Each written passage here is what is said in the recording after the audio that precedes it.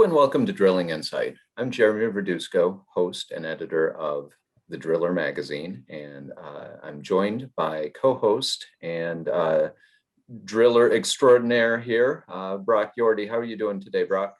I am doing great, Jeremy, and extraordinaire. My ego likes it, so we can go with that. Well, you're drilling man. I can see by your background. So today we're going to do something a little different. We didn't have our usual guests on, but we wanted to revisit some of the recent columns we've published in the Driller magazine, and turn a little attention to some of these, which are interesting and useful topics, I think, for our audience. So the first one we wanted to talk about was a column by our very own Jake Fletcher, who wrote this month about balancing budget, scope, and schedule on drilling jobs, and how it can really impact a project if you don't put some strategy into how to balance those three things. So I wanted to throw it to you, Brock. How do you, as someone who leads teams, how do you balance these three important aspects of every project? How do you balance those? So unlike a structured building that every day we walk up and we see progress, we see a foundation poured, and then we see supports put in, and eventually walls go up and trusses in a ceiling and whatnot. It's very easy to see what's happening and communicate. When we're drilling, like Gary Hicks likes to say, we're constructing a ship in a bottle, and the bottle's opaque. So it's very hard for our customers, our engineers, our regulators to see our progress. So it's about communication. And then we get into projects can't be bid on the unknown scale in hope and luck. So I can't say this job should take 5 days. We should have a good forecast or estimation of what the job's going to take, and have expectations with our teams. And obviously, everything is about finishing a project safely, profitably, and moving to the next one. So we have this schedule that is infinitely moving out. And so if we get on a job and we have the wrong tools, it's going to take longer to finish the job. Materials, scope. So it's about aligning expectations with our customers and really getting into it. And then, like Jake's article talks about, a promise and an expectation of finishing ahead of schedule with all of the core components that go into quality and into operating safely and not having the manpower. Senior leadership has to be able to talk to the field and understand and advocate. And if there's this promise to finish a project faster, and for drilling, we go to 24-hour shifts, which the night shift, it's dark, and there's safety hazards, and there's all sorts of things that slide when you move from a 10-hour day to a longer day with anybody on a drill site. And then when things go behind schedule. So the greatest thing we can do is just continue to communicate with our customer and explain where we are, where we're going, and make sure we give them a timeline that's achievable. Like Jack Welch would talk about turning inventory, and it wasn't about having the fastest turn in inventory or the slowest. It was about being consistent. So it was very much about, can we continue every month to be this profitable or this able to finish this many jobs? And that's what we have to do, because you have weather. There's so many factors that we can't control. And then we're drilling into Mother Nature and the unknowns. So let's talk a little bit about, I guess, each of these constraints. So how do you deal with budget constraints? So it depends on the project. And municipal wells, we've went from a life cycle of 30-ish years to a new life cycle. When you look at Marvin's book, Art of Water Wells and whatnot, of these new stainless steel wells that should last 75, 80 years, have a much longer life cycle. The quality of products that we're installing and how they have to be installed are much more expensive because we're looking at the investment over time. He had that great quote that said, you don't eat on carbon steel forks and knives and spoons, right?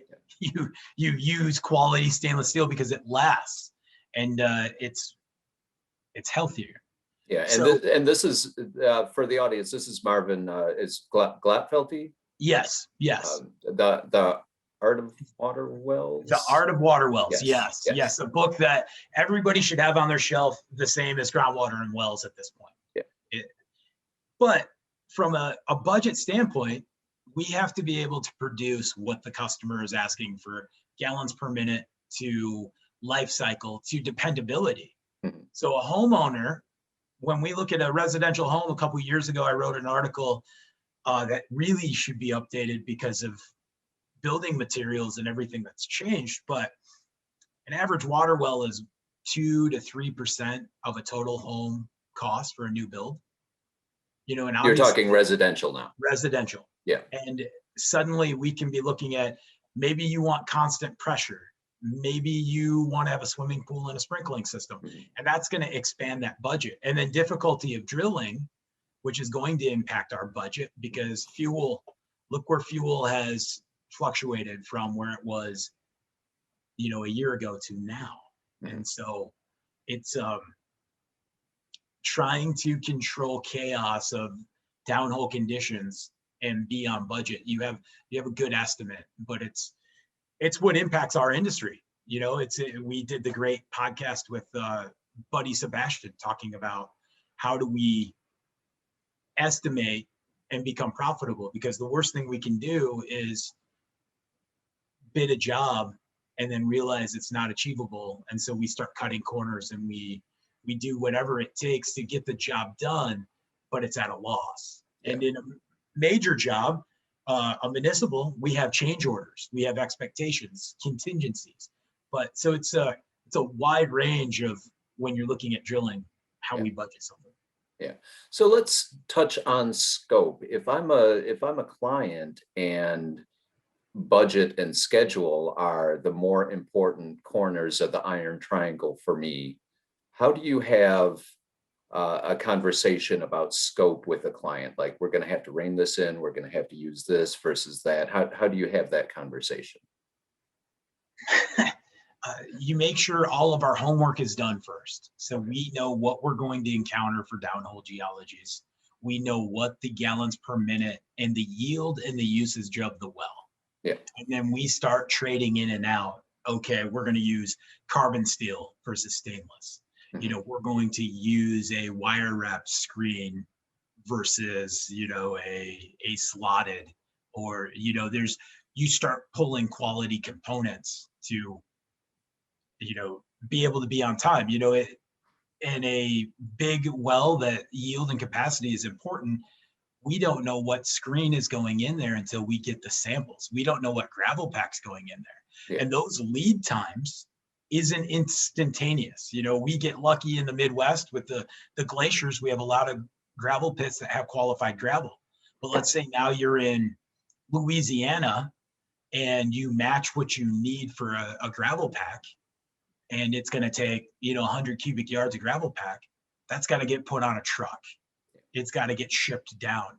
So there's again, it's the trade-off. It's very easy when we're doing a residential home that is a 1 or 2 day job and we're in and out and we're gone. Yeah. The complexity of the project and scope is going to decide, and that's exactly what Jake gets into with you're going to sacrifice something in order to achieve timeline. Yeah, and on some of these bigger municipal jobs, scope may not be flexible at all. No, so then that's when it's the contractor's responsibility to manage the timeline and the budget and make sure they're getting the components necessary. A major project can be 2 or 3 years in the works, right? So if I bid a project and I'm looking at stainless steel from 2019 versus what I look at stainless steel today, That's a big thing. And then COVID happened and stainless steel components became much slower reactionary. We had a project where NSF approval was critical because of the state we were in, which many Yeah, states have NSF standard 60 and 61 yeah, for makes sense. all weld components. And the large diameter screen had lost their certification and it was going to be 10 weeks before they got it back up and going. Yeah. So, and then the third corner, the iron triangle, of course, is schedule, and everyone wants their project done yesterday. Um, as Jake mentions in his column, sometimes there are incentives to finish early. Um, how do you approach scheduling as part of this, push and pull of the three constraints? With the three constraints and schedule, you know, we look on the map, and I have really smart geologists and hydrogeologists that I work with. Mm, And we look on a map and we basically do a 1 to 5, skill rating or difficulty rating to the areas we're drilling in. mm, And the idea is to figure out how to bid a job that is, high on the low risk or into the medium low risk so mm. that it's executable, it fits the equipment we have, and that we can overcome some of the problems that would happen on this project Yeah, that would nail us with the time constraint. What we can't control is hurricanes. We can control when we start a project. yeah, The photo behind me, there's a brother photo to this that is the next morning. This was in October, like the 25th of October in Chicago. And the next morning, that entire job site was covered in snow. In snow, things are wet, slippery, and you start disrupting the ground around you. Um, so it's having those contingencies in place for your schedule. But the worst thing we can do is get our driller ego going and say, I can drill this in 3 days because I did it in, you know, Traverse City, Michigan. I drilled this hole in 3 days. So now that I'm in Troy, Michigan, I can do the same job in the same amount of time without looking that I just went from sand and gravel, alluvial, pretty easy stuff to drill to fractured rock and shale yeah, and, big gravel. yeah. So let's zoom out a little bit and kind of look at the whole triangle. When you're approaching a job, when you want to put in a bid, how do you approach the strategy of the push and pull? Like how do you decide which are I mean, famously everyone says you can have two of the three. You can have it fast and cheap, or you can have it on budget and it'll go way over schedule. So how do you um, kind of have those conversations within your teams and then with the customer or client about which of these two that you can have? How do you balance that from a 10,000 foot level? How do you get your strategy going for this? Do I have the right tool to do it with the most quality at the fastest amount of time? Mhm. Because time is the most expensive component I have because I Yeah, can't buy more of it. yeah, you know so we're about to end the first quarter and you look at what was expected to happen in this time. So first I look at a scope of a job and I don't go, yeah, I think I have a piece of equipment and a team that's qualified to do this. I'm fully thinking my men can step in and execute upon this because I've set them up with the right tools, the right processes, and the equipment. And when we have the right tools, the right processes and equipment, then our budget can stay on. We know how to look at our cost estimation. We can hit a home run.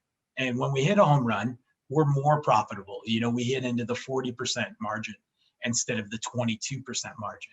The worst thing we can do is to be in the southeast and decide, um, you know, the Bahamas are only 90 miles away. Let's put 2 rigs on a barge and go set up in Nassau and drill the same conditions that we drill in the southeast. When you have to think,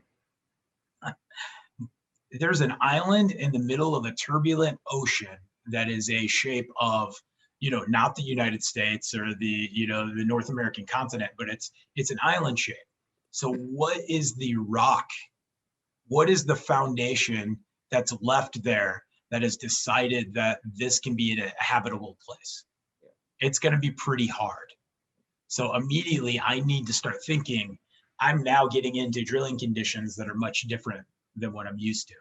And that's going to really impact the entire piece. And it really comes back to what Mother Nature gives us. In the United States, we live in a first world civilization that you can pull up USGS logs, you can pull up groundwater logs from almost every state.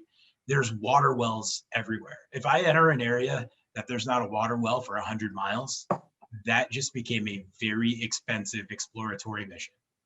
You mentioned something a minute ago that got me thinking, like, how do you look around, you have your crews, you have, whatever equipment you have. How do you make an honest assessment of the capabilities of both the people that are on your crews, their skill levels, and the potential of the equipment? You know, we have a lot of family run businesses throughout the world, Hmm. and some of them grow bigger and some of them stay, small and medium. And then we have corporations who have drilling companies and are successful, and others, are not as profitable. Um, it's back to tribalism. It's back to being in the field, knowing the equipment you have, looking at what works, reflecting on after action reviews of what was expected to happen, what was really going to happen, or what really happened. How can we improve upon it? The job behind me was a geothermal company that decided to get into cathodic. And cathodic was high margins with high responsibilities because it's on a pipeline. And Yeah. people look at pipelines very different than they look at, oh, you're harnessing the ground and you're doing green energy. And so the stakes were higher. With those stakes came better margins and profitability. And so if if a job fails, if there's for every 10 jobs, you have 3 jobs that are the well from hell or just didn't turn out, which is a term we hear a lot, then we really need to see and look at what's going on and either research, get more help, talk to the community, text and ask Brock. This week's that's going to come out. Carson said, hey, I have a job. I have the wrong tool to do this job. How can I be successful? And we spent 2 hours going back and forth. And last night he sent me a text message that I'll add to next week's Ask Brock of a well pumping 1,000 gallons a minute. And he said everything that we talked about worked like it was bulletproof. And so making sure the team is prepared, Yeah. understanding the constraints, and not being reactionary and you don't want a crew that's going to go out and be secretive about what went wrong today and how they think they can make up for it tomorrow without senior management knowing. It's about having this team that it has no fear of saying stuff's not working, Brock, how can we change it, and then executing on it. And there's sometimes you're going to be on jobs where there's something catastrophic that goes wrong, you got to shake it off. But if that's one job for 10 and you get that to 2 or 3 jobs out of 50, you're doing okay. And when that catastrophic incident happens, we can overcome it. But it's processes, trust, and having your people's back is going to increase your productivity and your safety and your profitability. So I want to shift gears a little bit and talk about this other column that we published recently to the Drillers website, and it'll be in the April issue of our magazine. A column by our good friend Dave Bowers. Of course, the Drillers kind of resident safety expert. Not that you're any slouch there, Brock, but he's our safety guy. So he wrote about being a safety mentor, and in particular, he kind of hung the column on this idea of seeing a Facebook post that was kind of alarming from a safety perspective of a guy, kicking back on the platform on a folding chair or a lawn chair, and talking about how, oh, this is, drilling from the comfort of my easy chair kind of thing. So ho- that's kind of maybe an extreme example, but the gist of Dave's column is he talks about kind of setting the standard for your crews. So how do you go out there and be a safety mentor for the folks that are working under you and the folks working under them? Um, I've worked for a couple companies that have different approaches to safety. And the one that has always hit hardest to me was when I was with Bayreuth and Halliburton, and it was safety as a condition of employment. Mhm. And unsafe acts in a job that hits all the major factors. So one, it's the education of knowing how to do a job right so that our people, again, have the right tools and processes Mhm. that they can do it safely. The next is consistently making those good choices that are safe, because OSHA says that, there's four major things that we should have emergency response within 3 to 5 minutes. And it's rotating equipment that somebody could get entangled in for, an amputation. It's electrocution. It's confined spaces, and it's falls. And in the drilling industry, we're on those locations every day, 25, 30 minutes from a major hospital if we're on an irrigation well for a farming community. Or, you look at what it takes to rip an arm off, and then you realize that our drill rigs in high gear at 3,000 foot-pounds of torque can do it. And so it's talking about the severity and the stakes of a job, thinking about situational awareness so that we know what could happen, expecting it to happen, um, and then continuing to reinforce that. Continuing to share, hey, this is what happened on a job site. And like, for example, if you go to the OSHA recordables for water well drilling or industrial drilling rigs, not oil and gas, Yeah. for a given year, when you read them, you'll see that they're all deaths, because we're on job sites that are changing daily, or a safety man is not comfortable showing up on a job site and saying, they show up and they say, you need to move your oxygen and saline tank. They need to be chained up. Where's your, eye wash station? Yeah. They can't talk about our tribal nature.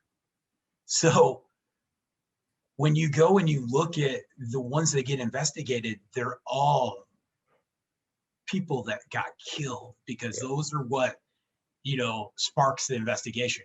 This seat thing, I worked for Georgie Failing and Riggs. And yes, at one point, 50 years ago, somebody thought it was okay to put a boat seat on a pipe on a platform.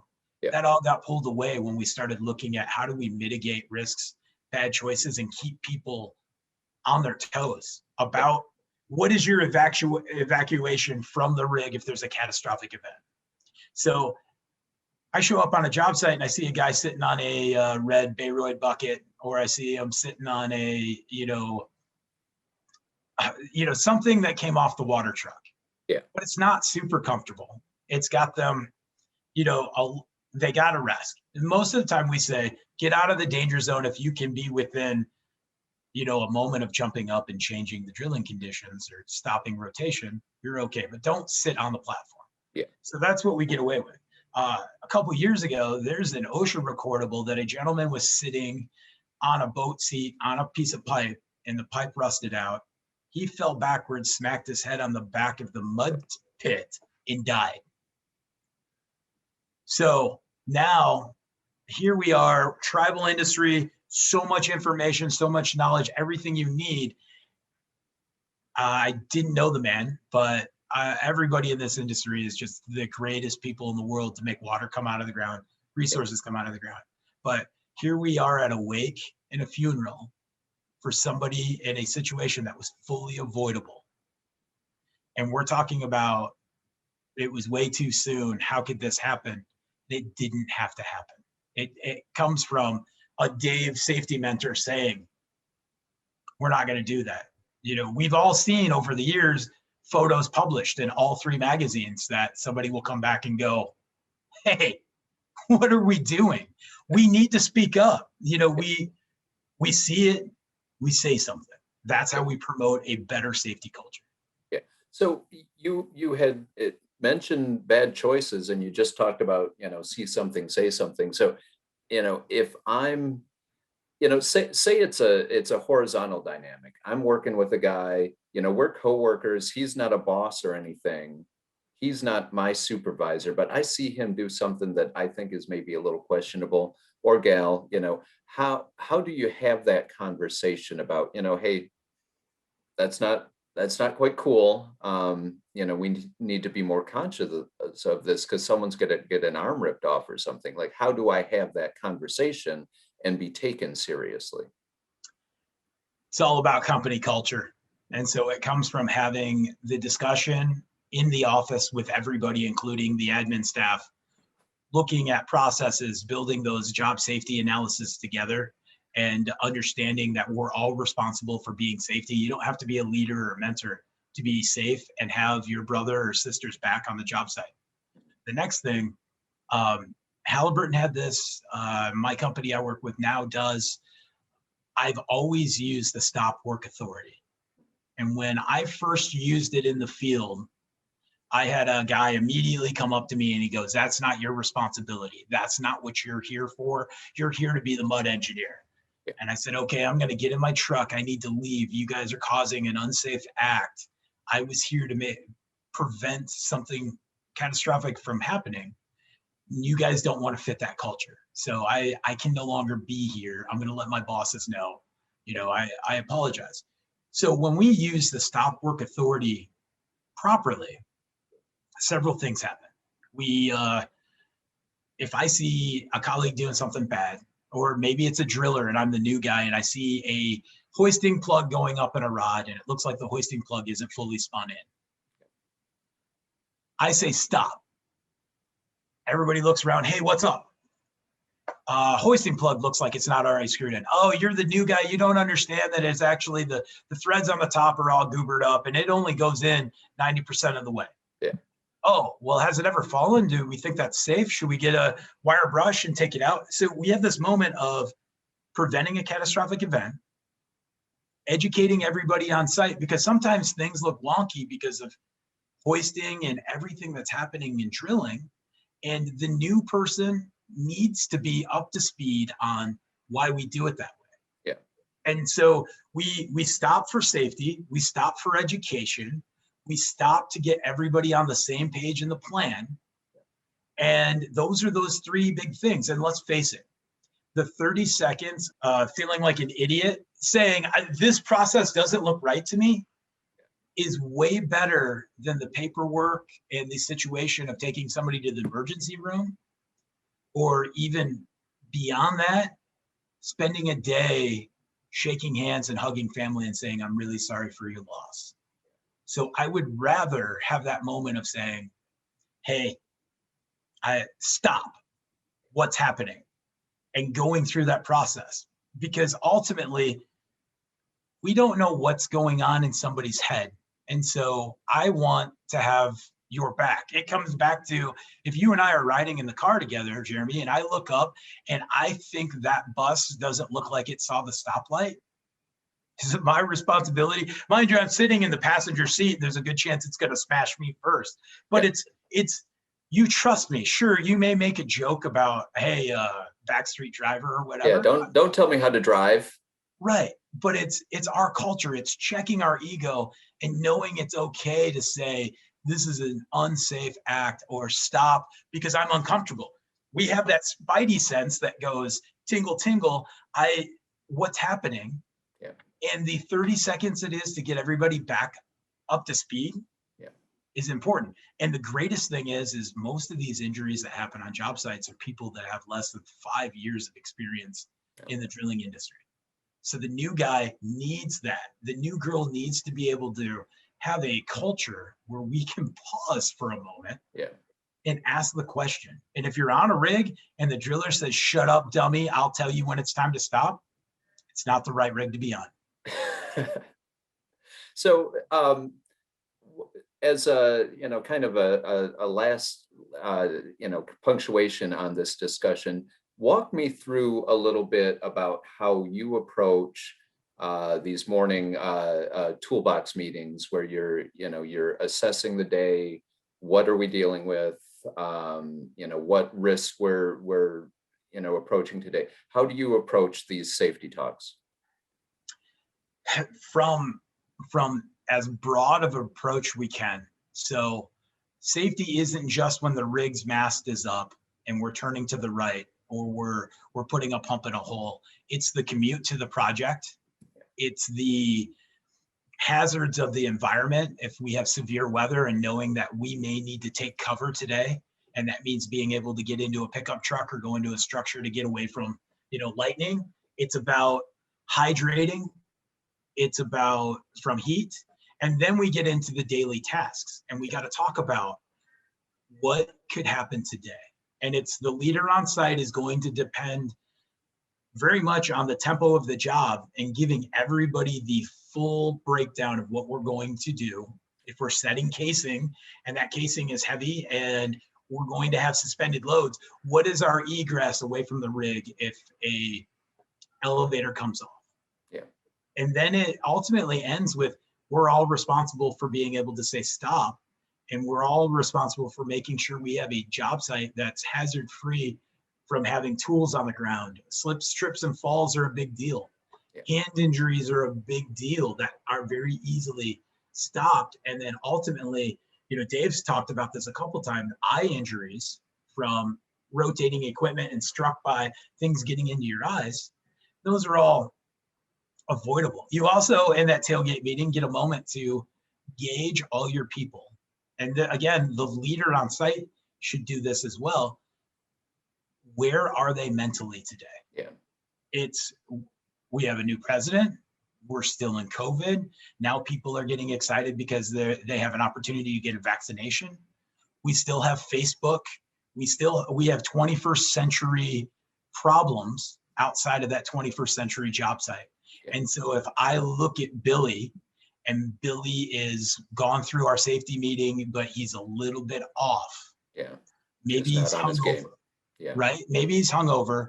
And, we all know from a safety standpoint, that means he could still be impaired, Mhm. or he's dehydrated, or he doesn't feel well. How do I make sure I've gotten to him and I've said, "Hey, what's going on?" And he says, "Grandma went to the hospital this morning. I got a text saying that she's got chest pains." Okay, do you need to go to the hospital? No, I can't leave. I need this 8 hours of work. Yeah. Well, how about you make a phone call, find out what's going on. And if you need to leave today, we'll figure out how you can make up time. But having somebody that's physically there and not mentally there with all the complexities on a job site, Yeah. is not. So if we get them all, we've had that team huddle. I was always a lineman. So, we're all huddled up. We talk about the plan. We talk about what's happened, the hazards, every piece of that. And then the last piece of it is, can we execute this play together right now? Or did Gary twist his ankle or get his bell rung on the field? And we need to say, "Coach, send somebody else in." Because it's about every day, not just one day of being safe. Yeah. And to that point, I've gotten that call. I've gotten that, like, hey, this relative is in a helicopter on the way to the hospital. It's an all hands on deck emergency. And I've gotten that call at work, and it's there was no way I could have been on my game that day. 10 minutes later I was in the car, because that's the situation. And to work through that, you definitely, I mean, I'm working, the toughest thing I'm operating is a computer keyboard. But to, be operating $1 million piece of equipment and, my head's over here, that's, I just know instinctively that's not gonna work. That's the biggest piece of where our culture needs to go. And what's great about having Jake talk about leadership and his experience as an airman, as a captain in the Air Force, and Dave's experience of being a driller and working in the union and working outside of the union and working on different pieces of equipment. And then, those two men are some of my best friends in the world. And I spend a lot of time, talking about stories and whatnot. And it's about us all being ambassadors and changing the culture and being able to say, what's going on? Heat fatigue is a big deal. And there are a lot of outliers that we as a rough and tough industry don't pay attention to. The big beads of sweat, the pale face, somebody being a little bit slower or disorientated. And most of the time we go, hey, Buttercup, we got a trench to dig here. Let's go. Let's do it. A great leader on the talk at the tailgate says, listen, we're going to have a heat index of 105 today. There's no shade. If you're thirsty, you're already a quart low. So before we start this tailgate talk, I want everybody to drink a bottle of water. And when we finish it, I want you all to take a bottle of water then. And then I'm going to grab Brian, my lead for the job site of the day. And I'm going to say, hey, Brian, I know it's going to be hard. We got a timeline, everything to hit. I want you to just stop everybody and make sure they get a bottle of water. If somebody goes to the cooler to get water, make sure everybody gets water. It's about having everybody's back, making sure that we're all going to go home safely. And that's big. And it's the same with Jake. It's about having the communication and being able to have enough fair culture to say to senior management, the timeline, we don't have the manpower. Something's going to give. Okay, well, with that, I think we will wrap up today's episode. And I do appreciate that both Dave and Jake write on these issues, and you write on these issues as well. I think these are super important for and anyone just entering the industry, anyone just kind of getting their feet wet, to reminding the veterans out there that, hey, these are important things, and these are the things that are going to make sure you can retire with all your fingers and hear your grandkids when they're calling your name.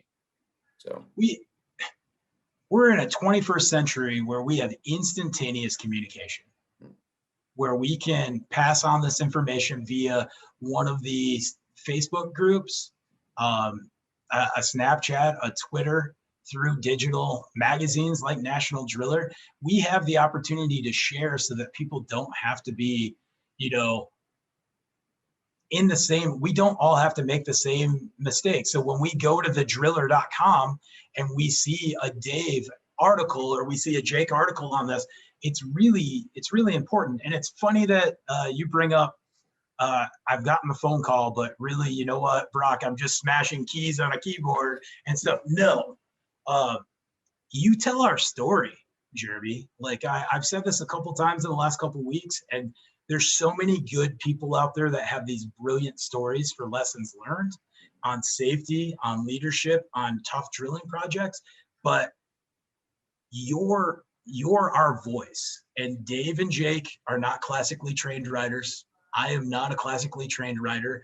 And the coolest part of being part of the Driller is the fact that you are the man that is invested almost 9 years now, maybe more, and the team around you of being able to give us the stories we need. And the fact that you're so reactionary to any idea we come to you. And so everybody out there that listens to this, you too can contribute on this podcast. You can write a 500-word story. You can approach Jeremy and say, hey, I have this. This is what I did. I called Jeremy and I said, I just got back from the Atacama Desert. I think I saw him at a conference or something. Yeah. And I go, I have this really great story that you should tell about this? And he goes, Brock, you tell it. And I went, I'm not a writer. And he goes, don't worry about it. I edit for Porky and Wayne Nash. I can totally tell your story. And that's the best part about this whole concept of what we're able to contribute and do, and what Jake and Dave, I both forced them into meeting with Jeremy and Sarah at the NGWA over beers at my favorite brewery there, Hop Nuts. And we got contributors that are giving us great, insightful information, and that's all cultivated through you, man. So it's a big deal, and thank you. Well, I appreciate that. And, the driller will, of course, keep shining a light on issues like this. And we're always adding to that resource, adding more columns, adding more features that talk about these issues important to the folks in our audience. So with that, we're going to wrap up today's episode. And just remind the audience that you can find fresh episodes of the show on our website or on Apple Podcasts every other week. Just search Drilling Insight and hit that subscribe button. So, and don't forget to visit thedriller.com for the latest industry news and views. And of course, follow us on whatever social media channel you prefer, Facebook, Twitter, we're there. So until next time, this is Drilling Insight.